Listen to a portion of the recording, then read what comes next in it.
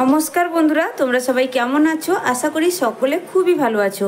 Pampa simple কুকে সবাইকে স্বাগত। চলে এসেছি আজকে আবারও তোমাদের সঙ্গে ভীষণই টেস্টি, সম্পূর্ণ তেল ছাড়া একটা পিঠের রেসিপি শেয়ার করতে, যেটা মুখে দেওয়া মাত্রই মিলিয়ে যাবে, এতটাই নরম তুলতুলে হয়, বাড়ির সকলে খুবই পছন্দ করবে।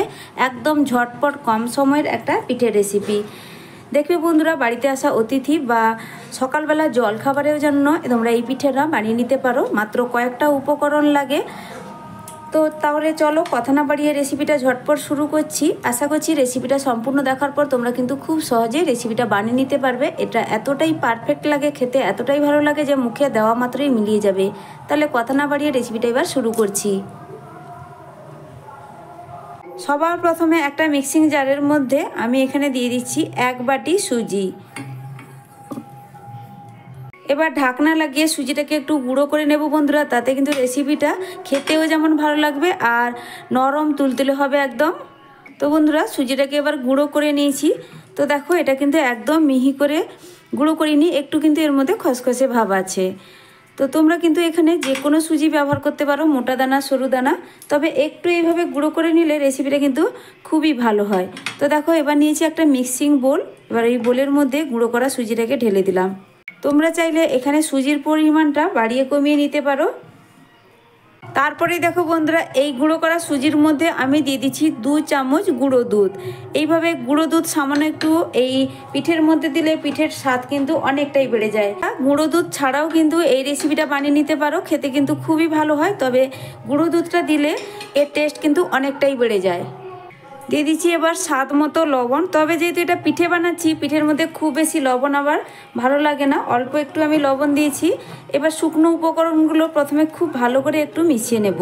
আমার চ্যানেলে নতুন বন্ধু, পুরনো বন্ধু সবাইকে স্বাগত। তোমাদের জন্য অনেকটা ভালোবাসা বন্ধুরা, তোমরাও আমাকে ভালোবাসা দিয়ে আমার পাশে থেকো। রেসিপিটা সম্পূর্ণ দেখার তোমাদের কাছে অনুরোধ রইল।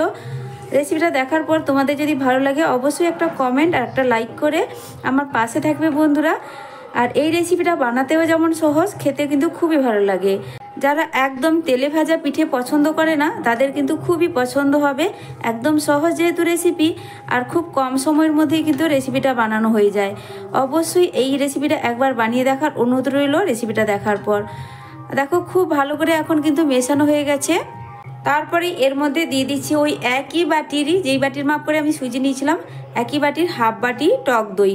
আর দইটা অবশ্যই একটু ফ্রেশ দেখে নিবে, তাহলে কিন্তু রেসিপিটা বা এই পিঠেটা খেতে খুবই ভালো লাগবে। আর যদি খুব বেশি টক থাকে দইটা, তাহলে বন্ধুরা দইয়ের পরিমাণটা একটু কমিয়ে দিতে হবে। এবার খুব ভালো করে হাত দিয়ে একটু মিশিয়ে নেব। যদি জলের প্রয়োজন হয় সেটা কিন্তু আমি একটু পরেই ব্যবহার করব। প্রথমে দইটা দিয়ে খুব ভালো করে একটু মিশিয়ে নিতে হবে। এই কাজটা হাত দিয়ে করতে হবে, মাখিয়ে নিতে হবে, কারণ এটা কিন্তু খুব বেশি নরম হবে না, একটু শক্ত করেই মাখিয়ে নিতে হবে। তো বন্ধুরা দেখো, ঠিক এইভাবে করে মেখে নিয়েছি, এটা একটা ডোর মতো করে হয়েছে। তবে এখানে কিন্তু আরও একটু জলের ব্যবহার করতে হবে। তো দইয়ের বাটিটা ধুয়ে আমি সামান্য একটু জলের ব্যবহার করছি, তবে খুব বেশি জল কিন্তু দিলাম না, অল্প পরিমাণে একটু জল দিয়েছি। জলের পরিমাণটা একটু দেখে বুঝে তোমরা দিবে।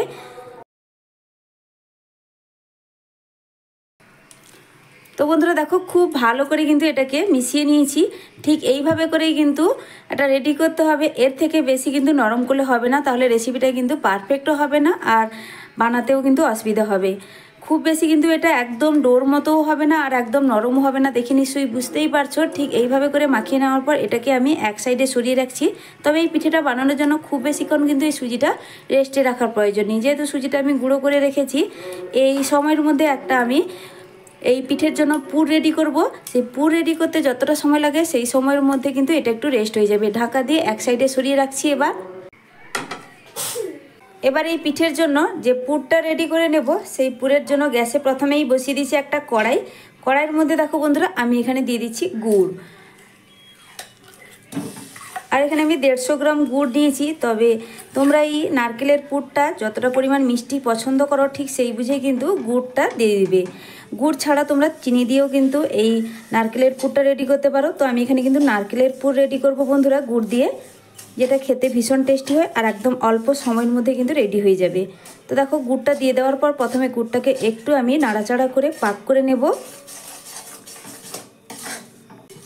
গুড়টা খুব ভালোভাবে একবার ফুটে গেছে, খুব সুন্দর। এইভাবে যখন ফুটে যাবে তারপরেই কিন্তু আমি দিয়ে দিচ্ছি একটা মিডিয়াম সাইজের কোরানো নারকেল। তো আমি এখানে এই পরিমাণ নারকেলের পুরটা বানিয়ে নিচ্ছি। তোমরা কিন্তু সেই বুঝেই যতটা পরিমাণ পিঠে বানাতে চাও সেই বুঝেই নারকেলটা ব্যবহার করবে। তো এবার খুব ভালো করে নারকেলের সঙ্গে গুড়টাকে মিশিয়ে নিয়ে একটু শুকনো শুকনো করে এই পুরটা বন্ধুরা বানিয়ে নিতে হবে। তবে বন্ধুরা আমি যে এখানে গুড়টা পাক করে নিয়েছি, একবার মাত্র ফুটে ওঠার পরেই নারকেলটা দিয়ে দিলাম। এর থেকে বেশি কিন্তু গুড়টা ফোটাতে যাবে না, তাহলে কিন্তু খুব বেশি পাক হয়ে যাবে, নারকেলের পুরটা তখন ভালো হবে না। গ্যাসের ফ্লেমটা মিডিয়াম টু লোয়ের মাঝখানে রেখেছি আর অনবরত নাড়াচাড়া করে পুরটাকে বানিয়ে নিচ্ছি। আগের তুলনায় নারকেলের এই পুরটা কিন্তু অনেকটাই শুকনো ভাব হয়ে গেছে। নারকেলের পুরটা কিন্তু বন্ধুরা একদম রেডি হয়ে গেছে। যখন দেখবে পুরটা রেডি হয়ে যাবে, কড়াই ছেড়ে কিন্তু এইভাবে উঠে উঠে আসবে। এরপরে আমি দিয়ে দিচ্ছি এখানে আর একটা স্পেশাল উপকরণ, যার জন্য এই নারকেলের পুরটা বা পিঠেটা খেতে দুর্দান্ত হবে। তো সামান্য একটু সাদা তিল আমি দেখো শুকনো খোলায় ভেজে রেখেছিলাম, একটু লাল লাল করে ভেজে রেখেছিলাম। এইভাবে তিলটা ভেজে আমি এর মধ্যে দিয়ে দিলাম। হাতের কাছে তিল থাকলে অবশ্যই বন্ধুরা এইভাবে তিলটা ভেজে এই পুরের মধ্যে মিশিয়ে নেবে, তাহলে দেখবে এতটাই ভালো লাগে পিঠেটা খেতে। একদম রেডি। এবার গ্যাসের ফ্লেমটা বন্ধ করে নারকেলের পুরটা একটা পাত্রের মধ্যে আমি তুলে রাখবো ঠান্ডা হওয়ার জন্য। এবার পিঠেগুলো বানানোর জন্য আমি এখানে নিয়েছি বন্ধুরা কয়েকটা কাঁঠাল পাতা। কাঁঠাল পাতাটা দিয়ে পিঠেটা বানিয়ে দেখাবো, অবশ্যই কিন্তু তোমরা পুরোটা দেখতে থাকো। পাতাটাকে ভালো করে ধুয়ে আমি কিন্তু একটা সুতির কাপড়ে মুছে নিয়েছি, এর মধ্যে যেন কোনো রকম জল না থাকে। তারপরে দেখো পাতাগুলোকে একটু কেটে নিতে হবে, তার জন্য একটা কাঁচি নিয়েছি। পিঠেটা যতটা পরিমাণ বানাবে সেই বুঝেই কিন্তু পাতাটা নিতে হবে। তো এবার কাঁচিটার সাহায্যে আমি এই পাতার দু সাইডে একটু কেটে নেব, মানে দেখো ঠিক এইভাবে করে পাতাটাকে কেটে নিচ্ছি।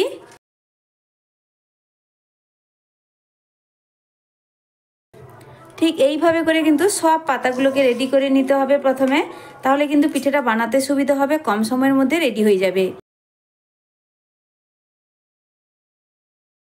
প্রত্যেকটা পাতা একইভাবে রেডি করে নেব, তারপরেই ফিরে আসছি। আশা করছি দেখে বুঝতেই পারছো, দু সাইডে করে কিন্তু আমি পাতাটাকে এইভাবে করে কেটে নিচ্ছি। সব পাতাগুলো এখানে কেটে নেওয়া হয়ে গেছে। এবার দেখো বন্ধুরা এই পাতাগুলোর উল্টো সাইডে আমি সামান্য একটু করে তেল লাগিয়ে নেব। এইভাবে তেল অল্প একটু লাগিয়ে দিলে পিঠেটা কিন্তু হয়ে যাওয়ার পর বা ভাপে দেওয়ার পর কোনোভাবে কিন্তু তুলতে অসুবিধা হবে না। প্রত্যেকটা পাতা একইভাবে উল্টো দিকটা তেল লাগিয়ে নিচ্ছি, একদম নামমাত্র একটু করে তেল আমি লাগিয়ে দিচ্ছি।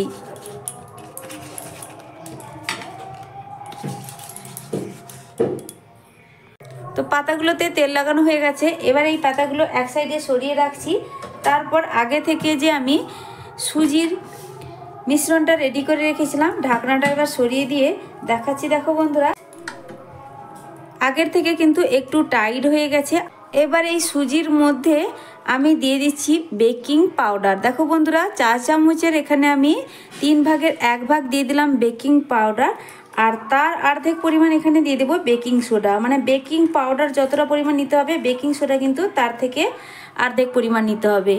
খুব বেশি কিন্তু এখানে বেকিং সোডা দিলাম না, তোমরা চাইলে এখানে ইনো পাউডারও দিতে পারো। তো এবার বেকিং পাউডার আর বেকিং সোডাটাকে খুব ভালো করে মিশিয়ে নিতে হবে। তার জন্য সামান্য একটু জল দিয়ে দেবো, একদম ছোট চামচের 1 চামচ জল দিয়ে খুব ভালো করে এবার এটাকে মিশিয়ে নিতে হবে। আর বেকিং পাউডার আর বেকিং সোডা দিলে রেসিপিটা স্পঞ্জি হবে, খেতে কিন্তু খুবই ভালো লাগবে।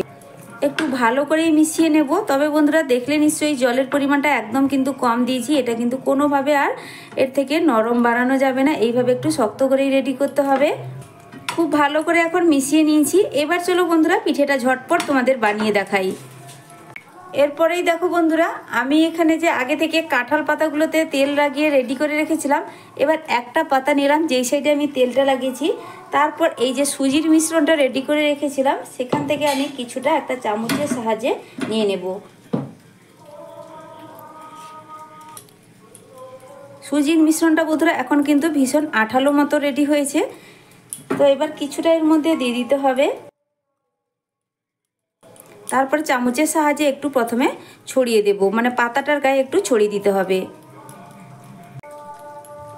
দেখো বন্ধুরা ঠিক এইভাবে কিন্তু কাঁঠাল পাতার গায়ে ছড়িয়ে দিয়েছি, একদম পাতলা করে না, একটু মোটা করে এইভাবে কিন্তু ছড়িয়ে দিতে হবে। তারপরেই আমি এখানে দিয়ে দিচ্ছি আগে থেকে যে নারকেলের পুরটা রেডি করে রেখেছিলাম, এখন কিন্তু ঠান্ডা হয়ে গেছে। এবার এখান থেকে কিছুটা পরিমাণ নারকেলের পুর হাতের সাহায্যে নিয়ে একটু কিন্তু লম্বা শেপ দিয়ে দিচ্ছি, যেহেতু পিঠেটা একটু লম্বা শেপের করে রেডি করব। ঠিক এইভাবে কিন্তু লম্বা শেপ করে নিয়েছি। তারপরে এই মাঝখান বরাবর এটা আমি দিয়ে দিলাম। এইভাবে দিয়ে দেওয়ার পর কাঁঠাল পাতাটা কিন্তু একটু হালকা হাতে চেপে এক সাইডে এইভাবে ভাঁজ দিয়ে দিতে হবে। দেখো বন্ধুরা, খুব সুন্দরভাবেই কিন্তু সেট হয়ে যাবে, কোনো রকম ঝামেলা হবে না বা অসুবিধা হবে না। এইভাবেই কিন্তু সবটা রেডি করে নেব। নারকেলের পুরটা যাতে না বেরিয়ে পড়ে, খুব ভালোভাবেই কিন্তু আমি মুখটা এইভাবে বন্ধ করে দিয়েছি সুজিটা দিয়ে। এবার প্রত্যেকটাকে একইভাবে আমি রেডি করে নেব। আবারও একটা কাঁঠাল পাতা নিয়ে তোমাদের দেখিয়ে দিচ্ছি।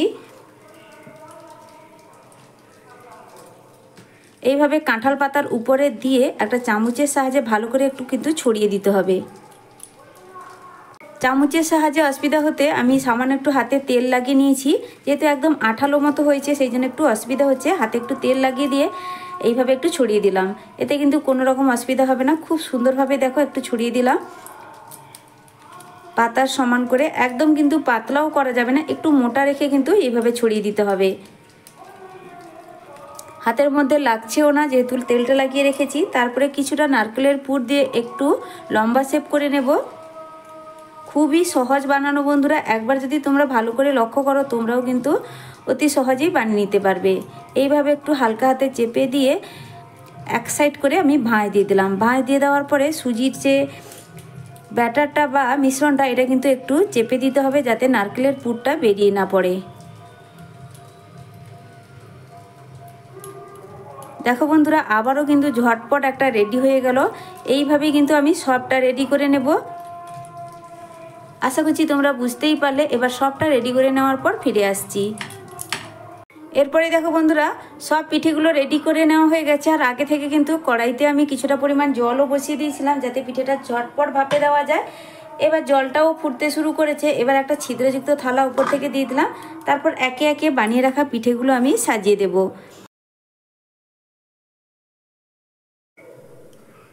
পাশাপাশি রেখে আমি পিঠেগুলো সাজিয়ে দিচ্ছি। কোনো রকম অসুবিধা হবে না পিঠেগুলো তুলতে, যেহেতু পাতাগুলোতে তেল লাগানো আছে।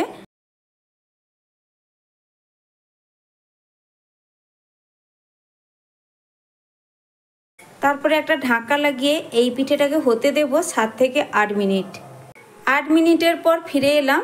ঢাকনাটা এবার সরিয়ে দেখাচ্ছি পিঠেটা কেমন রেডি হয়েছে। তো বন্ধুরা দেখো, পিঠের কালার কিন্তু সম্পূর্ণ চেঞ্জ হয়ে গেছে। যখন পিঠের কালারও চেঞ্জ হয়ে যাবে আর দেখো পাতাগুলোর কালারও চেঞ্জ হয়ে গেছে, তার মানে পিঠেটা একদম রেডি হয়ে গেছে। তাও একটু হাত দিয়ে একটু চেক করে দেখে নিচ্ছি পিঠেগুলো রেডি হয়েছে কিনা। তো গ্যাসের ফ্লেমটা এবার বন্ধ করে দিলাম। এবার সাবধানে থালাটাকে তুলে নেব। একটু পরেই তোমাদেরকে পিঠেটা সার্ভ করে দেখাচ্ছি, কারণ এখন ভীষণই গরম। এবার একটু ঠান্ডা হয়ে যাওয়ার পর আমি এই কাঁঠাল পাতা থেকে পিঠেগুলোকে ছাড়িয়ে নিচ্ছি। দেখো বন্ধুরা, কত সুন্দরভাবে পাতা থেকে পিঠেগুলো খুলে আসছে। কোনো রকম ঝামেলা হবে না, কোনো রকম পাতার গায়ে আটকাবেও না। প্রত্যেকটা পিঠে খুব সুন্দর করে উঠে আসছে।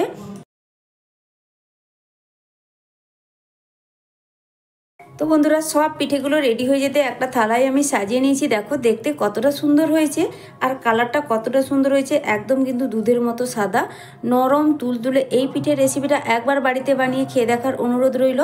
সবার অবশ্যই খুবই ভালো লাগবে আশা করছি। তো দেখো পিঠেটা দেখতে কতটা সুন্দর হয়েছে, ভেতর থেকে পুরো পুরে ঠাসা। আমার এই আজকের এই পিঠের রেসিপি বন্ধুদের কাছে কেমন লাগলো অবশ্যই কমেন্ট করে জানাবে। আর যদি ভালো লেগে থাকে তাহলে লাইক, শেয়ার, সাবস্ক্রাইব করে আমার পাশে থাকবে। আজকের মতো টাটা বন্ধুরা, ফিরে আসছি নতুন এক রেসিপি নিয়ে। তোমরা সকলে ভালো থেকো, সুস্থ থেকো।